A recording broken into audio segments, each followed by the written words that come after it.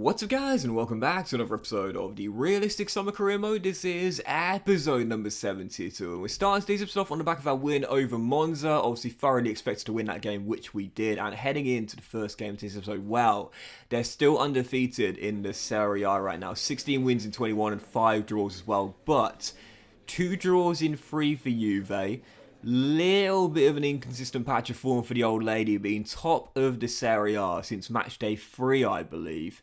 And now, for the second time in 3 game weeks, cutting the gap to head to head. I tell you this, man, I have blown quite a few chances already this season to go back to being top of the league. And I was thinking, if I do this once again, do you know what? I'm going to give up. Like, seriously, 2 or 3 times already this season when Juve have had a slip up and I've cut the gap to either 1 or the head-to-head record. I've slipped up in the following game and I've only managed to draw. And I was thinking, not this time. Not this time. First game of today's episode here in the Serie A, Hellas Verona away. Who, by the way, guys, you know, I really do recommend for an RTG in the Serie A. You got a fantastic rivalry with Chievo Verona, of course. I think they're in the rest of the world league for FIFA this year. If they're not, then I apologise. They should be in FIFA 23. But yeah, great team for an RTG. Great city of Verona. Again, really amazing kits. They're so aesthetically pleasing. 3 great kits and a good goalkeeper kit as well. And a great team for an RTG, Hellas Verona. But anyway, taking them on here away in Verona. Took the lead through Moise Keane, who had a loan spell at Hellas Verona, actually, back when he was a youngster currently starting out at Juventus. But he opened the scoring, and then straight afterwards, Hellas Verona made it 1-1. And you know those games where, like, every single attack seems to result in a chance that seems to result in a goal? You know those sort of games where, like, the goalkeepers might as well not even be there? Yeah, this was just one of those games. 16 minutes in, 3 chances, 3 goals. Yep, no respect shown from Moise Keane back in the team he had a brief loan spell with. 2-1 to Inter Milan and 3 goals in 16 minutes. And both of those goals there, Hellas Verona's leveller and our goal to get back in front, both came directly from kickoff. So leading by a goal, and I was thinking, okay, alright, well defensively, you know, I cannot defend in this year's FIFA, man. Because one of my biggest problems this year is trying to keep the ball out the back of my own net. So, with Hellas Verona scoring only chances of the game, I might as well keep on attacking and try and get those goals, which we did. Nicolo Barreira has been really good recently, I must admit. I started off with him this season. I wasn't that great with him, to be honest here. He's not brought in to be a goal scorer or box-to-box. He's mainly just a playmaker in this team. But even so, he scored another one for us this season, gave us a cushion, and 4 minutes before the end of time, we did get ourselves another goal conceded. But thankfully, you see that reaction there says it all. We hold on for the 3-2 victory, and I love this camera shot here as well. Really cool. What you call raw emotion. I know I sound like a bit of a nerd when I say this, but all the time I'll mention this, EA needs to do more of that stuff there. It really makes the game feel a lot more immersive and a lot more realistic. Why was that reaction so strong? Well, I'll tell you why. On the back of the brace for Keane, you would have seen there a big 3-2 victory, and we knew at the same time Juve were away against Atalanta, so a very tough trip for them to Bergamo. We knew there was a chance they'd slip up, which meant if they did and we won, we would go top of the table. And you would have seen it there. Atalanta did us a massive favour. 2-2 draw in Bergamo. They took 2 points off us so recently. They did the same to Juve as well. And after 3 draws in 4 for the old lady, their toughest patch of the season so far.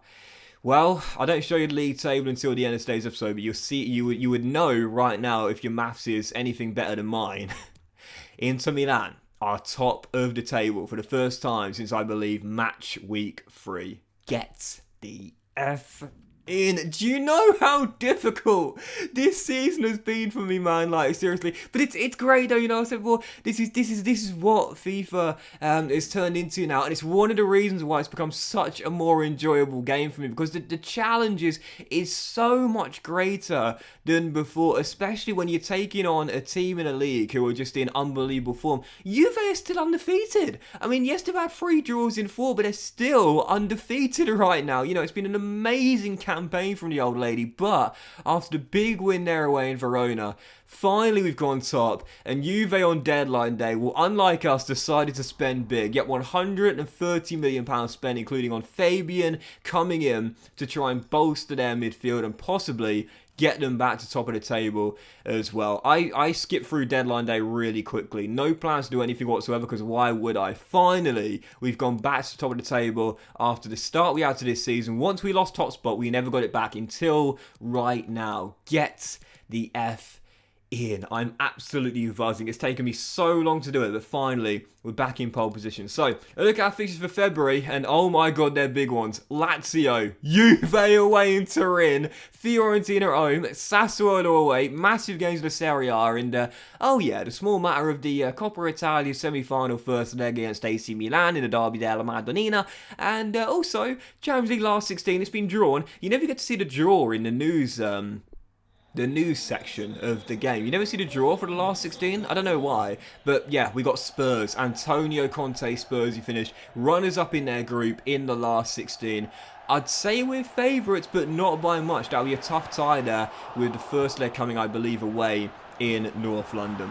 Still, massive games coming in February. Absolutely massive games. And none bigger than that Juve clash away in Turin as we go 2 points clear at the top now. So for our first game of February, I was thinking, do you know how hard I've worked to get to the top of the table? If I surrender the lead after one game week, I'm going to give Juventus a trophy after this game. I'm just going to give it to them because clearly I cannot hold on to a lead like a blind dog walker. So heading into the game here against Sarri's Lazio, facing them at the San Siro, simply put, had to win this game, and what a perfect start. This was a brilliant goal as well. You know, I talk about the accuracy of chip shots and how they're so OP in FIFA nowadays. I really do recommend it, guys. If you're running through one-on-one and you've been struggling a little bit recently with finesse shots or near post smashes that a lot of people go with, or possibly even trying to round a goalkeeper, give the chip a go. Give the chip a go. I know it sounds like it would be the most difficult of all techniques to find the back of the net, but give chip shots a go. On PlayStation, you hold down the L1 and you use the circle button to shoot, obviously.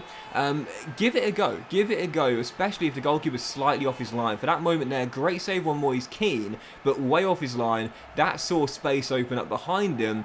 Whilst there were a few bodies in front of Chiesa in the goal, there was plenty of space behind those players. We chip it over them and find the back of the net. I talk about it all the time. If you get the trajectory right, 9 times out of 10 you will score. It's very rare with a chip shot that the ball go wide of the post. So all you got to do is get it up and over the goalkeeper, and you'll probably find the back of the net if it goes underneath the crossbar. Because again, chip shots very rarely go wide of the post and miss the target. So if you get the trajectory right, up and over the goalkeeper, but underneath the crossbar, 9 times out of 10 you'll score. It's one of my biggest and best tips for getting goals in FIFA if you're having a bit of a struggling patch of form when going through one-on-one.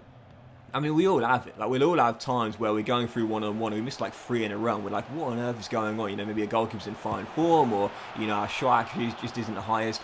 Try something different, you know, give it a go. I know it's you know, unused quite a lot of chip shots, but really I do find them very effective. So yeah, that made it 1-0. We then doubled our lead soon afterwards, and after Kefren Turan made it 3 soon after the restart. Well, I worked so blimmin' hard to get into a lead here in the Serie A. I am not letting it slip in the very next game. I've had quite a few slip-ups this season that have cost me a chance to lead the way on top of the table. Now I've finally got it. I am not letting it go without a fight. Taking on Lazio, tough fixture to start February off, and a really tough run of form here. A tough run of fixtures here in this month of February. Perfect start though, leading by 4. Kefren Turan bagged a brace, and he could have got a hat-trick as well, but instead selflessly offloads to Matheus Nunes, who makes it 5.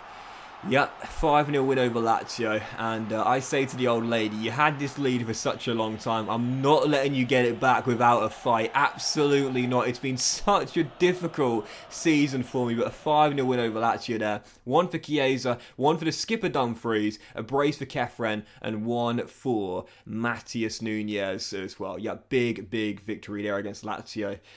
Oh man, you know, I say it all the time, but this to me is why FIFA is so enjoyable these days, you know.